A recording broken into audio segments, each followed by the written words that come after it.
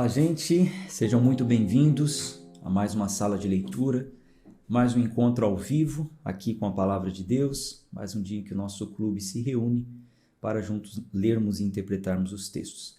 Hoje nós estamos no dia de número 158 do nosso plano de 365 dias. Vamos seguir com a leitura. Abra aí a Bíblia. 1 Crônicas, capítulo 18.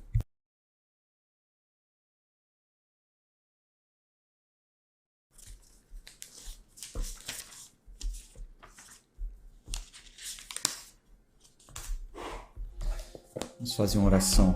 Pai amado, Pai querido, rendemos graças ao Teu santo nome, porque o Senhor é muito bom e as Suas misericórdias duram para sempre. Senhor, mais uma vez estamos aqui reunidos para darmos continuidade a esse plano de leitura. Pedimos mais uma vez que o Senhor abra o nosso entendimento, fale ao nosso coração, oramos em nome de Jesus. Amém. Bíblia na tela, seguiremos com a leitura.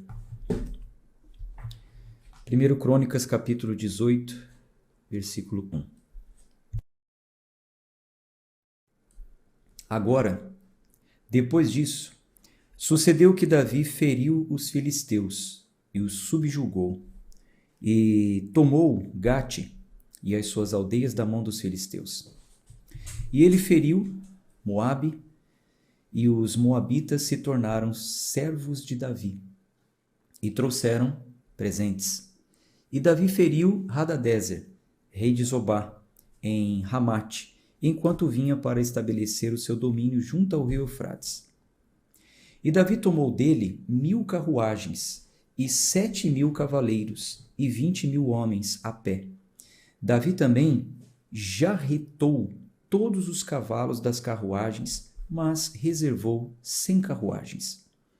E quando os sírios de Damasco vieram para socorrer Hadadezer, o rei de Zobá, Davi matou dos sírios 22.000 homens. Então, Davi pôs guarnições na Síria de Damasco, e os sírios se tornaram servos de Davi e trouxeram presentes. Assim, o Senhor preservava Davi aonde quer que ele fosse. E Davi tomou os escudos de ouro que estavam sobre os servos de Hadadezer e os trouxe para Jerusalém, de modo semelhante de Tibate e de Cum, cidades de Hadadezer. Trouxe Davi grande quantidade de bronze, com o qual Salomão fez o mar de bronze e as colunas e os vasos de bronze.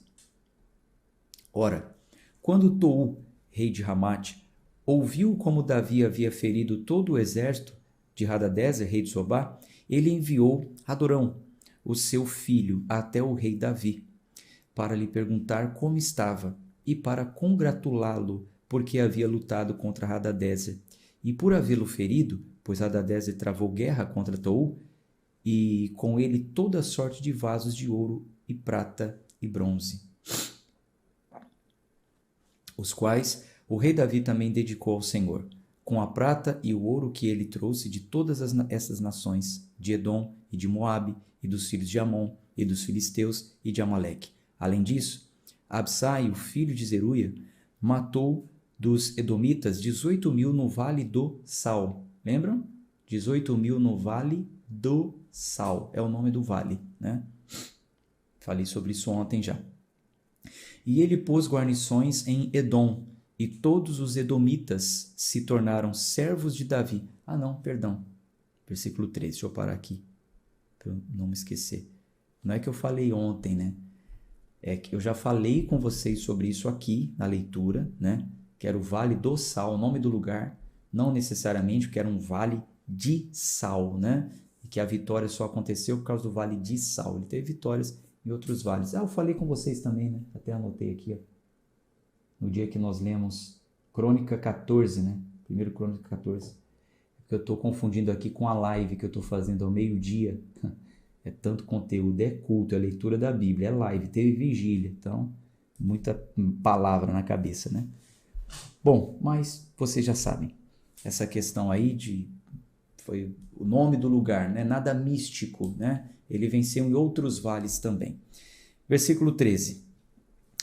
E ele pôs guarnições em Edom e todos os edomitas se tornaram servos de Davi. Assim, o Senhor preservava Davi onde quer que ele fosse. Assim, Davi reinou sobre todo Israel e executou juízo e justiça no meio de todo o seu povo.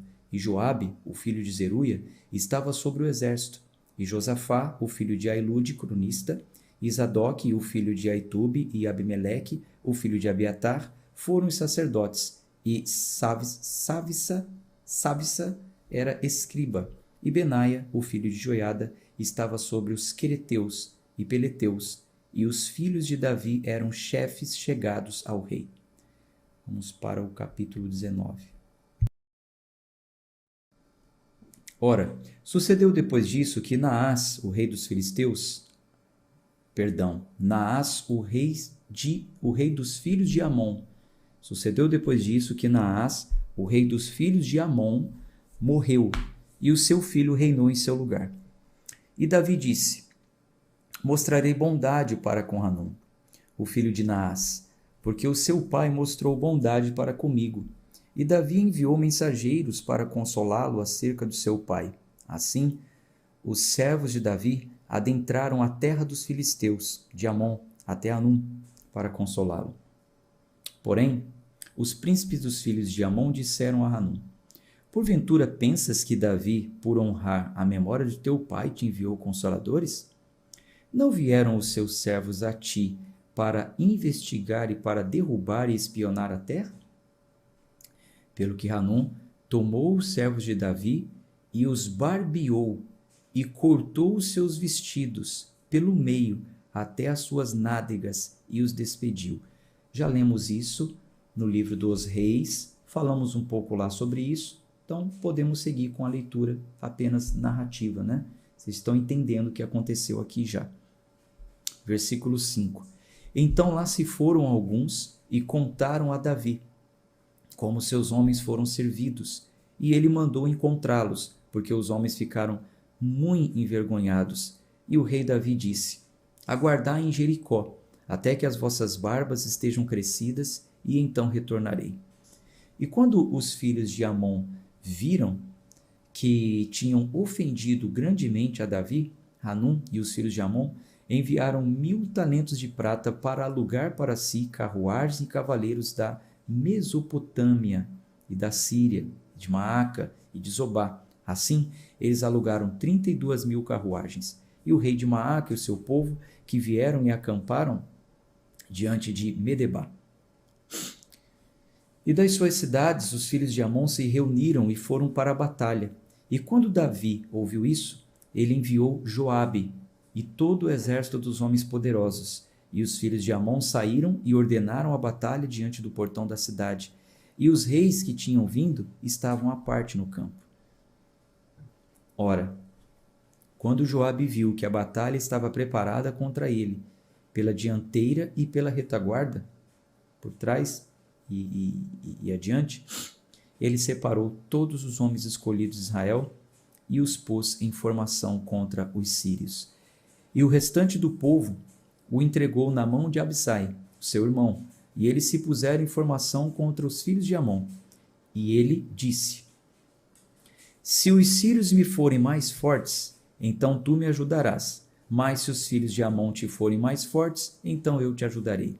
Seja de boa coragem e comportemo-nos valentemente pelo nosso povo e pelas cidades do nosso Deus, e que faça o Senhor aquilo que for bom à sua vista. Assim, Joabe e o povo que estava com ele se aproximou diante dos sírios para a batalha, e eles fugiram diante dele.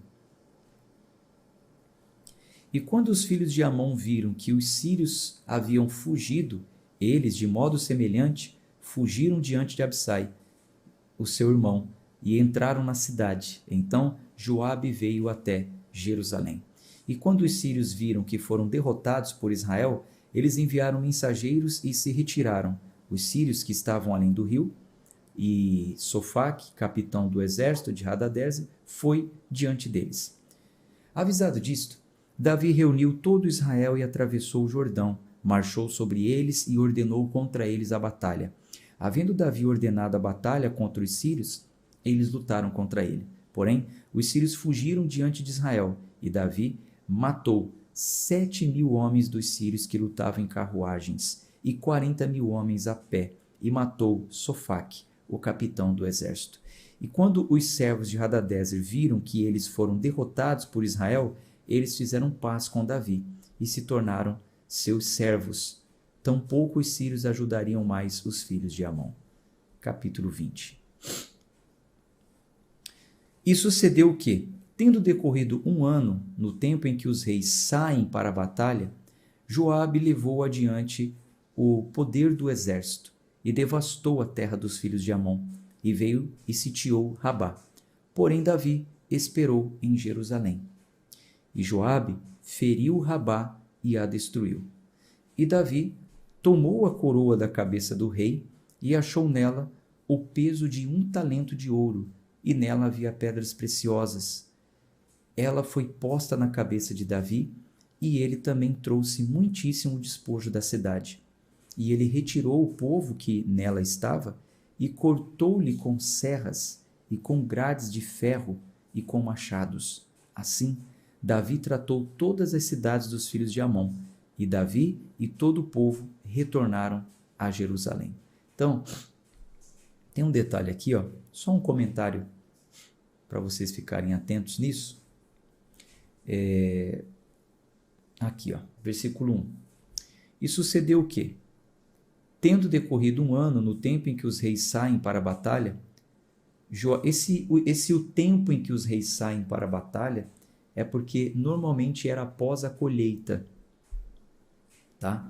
Porque no tempo da colheita, o rei e todo o exército normalmente teriam que ficar na cidade, porque ela poderia ser atacada. Era tipo saidinha de banco, sabe? Já ouviu falar da saidinha de banco? Né? Teve um tempo aí que ficou muito famosa essa frase, porque alguns meliantes, né, mal-elementos, estavam assaltando as pessoas quando saíam do banco. Normalmente, próximo ao dia 30, dia 5, dia 20, dia que as pessoas vão ao banco sacar ali o seu pagamento, aposentado, né? Fazia-se muito isso. Hoje, devido à facilidade aí das transferências eletrônicas, é mais difícil.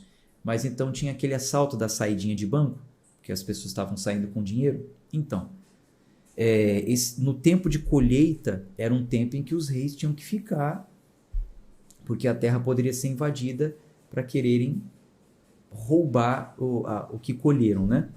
Então, depois do tempo da colheita, tudo armazenado em celeiros, aí era a época de eles irem para as batalhas e conquistar novas terras.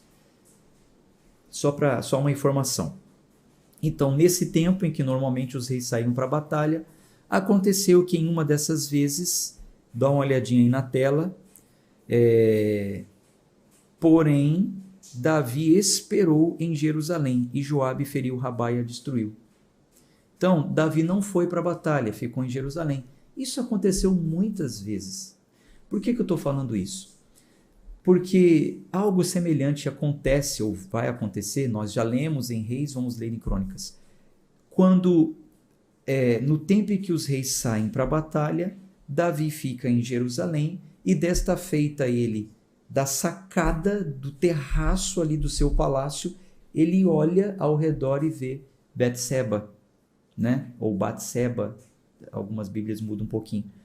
Então ele olha ali e vê ela tomando banho, né? Aquela coisa toda, manda chamar ela e você já sabe o que aconteceu. Então, alguns, como eu sempre digo, que querem espiritualizar textos, dar sentidos alegóricos que não tem nada a ver com o contexto, dizem o seguinte, tá vendo? Davi, ao invés de ir para a batalha, ele ficou. Por isso que ele cedeu à tentação do pecado. Davi nunca ficou, Davi era homem de guerra, Davi sempre ia para as batalhas. Aí o dia que ele falou, eu não vou mais para a guerra, vou ficar no palácio, nesse dia ele caiu. Não tem nada a ver.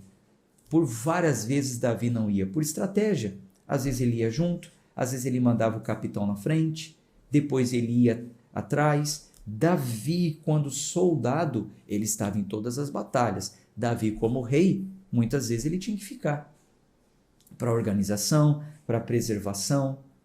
Ele tinha que ficar. Então não é porque, só porque Davi não foi para a guerra, ele sempre ia, era homem de guerra, aí ele desistiu de guerrear e nesse dia ele caiu. Não faz sentido, não é o que a Bíblia diz, tá? Em várias partes a Bíblia diz que Davi... Não, isso eu estou falando para vocês porque assim, eu tenho muita vivência com neopentecostalismo, com pregações alegóricas, com líderes religiosos que usam gatilhos mentais para alienar pessoas. Eu já ouvi muito isso quando se diziam, o dia que você faltar no culto, você vai perder a sua bênção. Porque o dia que Davi não foi para a guerra, ele caiu, sabe?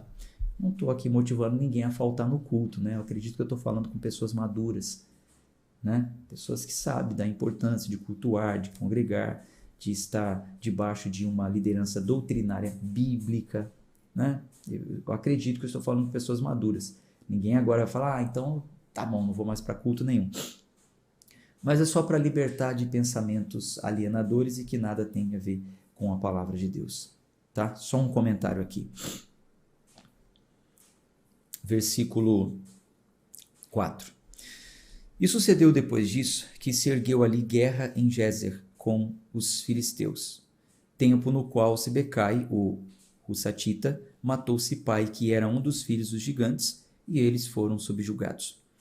E houve guerra novamente contra os filisteus, e Elanã, o filho de Jair, matou Lami, o irmão de Golias, o geteu, de cuja lança a vara era como um eixo de tecelão. E mais uma vez houve guerra em Gate, onde estava um homem de grande estatura, cujos dedos das mãos e pés eram 24, 6 em cada mão e 6 em cada pé. E ele era também filho dos gigantes, descendente, né, dos homens de grande estatura, irmão de Golias. Porém, quando ele desafiou Israel, Jonatas, o filho de Simeia, o irmão de Davi, o matou. Esses nasceram aos gigantes em Gate e caíram pela mão de Davi e pela mão dos seus servos. Gente, vou dar uma pausa no nosso plano. Hoje a gente fica por aqui. Amanhã a gente continua, se Deus quiser.